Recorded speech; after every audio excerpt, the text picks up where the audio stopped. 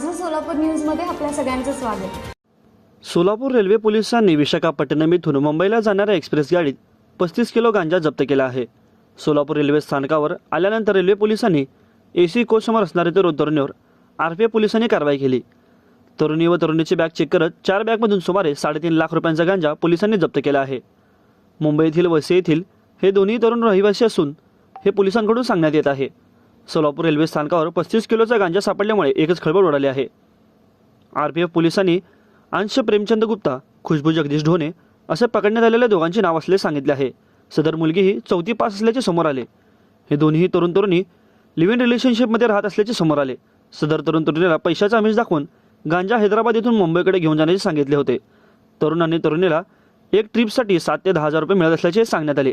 Railway पोलिसांनी संशयित तरुणीची बॅग तपासल्यानंतर गांजा आढळून आला। विशाखापट्टणम एक्सप्रेसमधील एसी डब्यातून दोन्ही तरुणी प्रवास करत होते। आरपीएफ पोलिसांनी सदर एसी बदलून गांजाची तस्करी होत असल्याची माहिती मिळाली।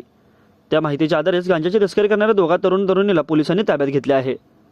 याबाबत सोलापूर लोहमार्ग पोलीस ठाण्यामध्ये दोघांविरोधात गुन्हा दाखल झाला आहे।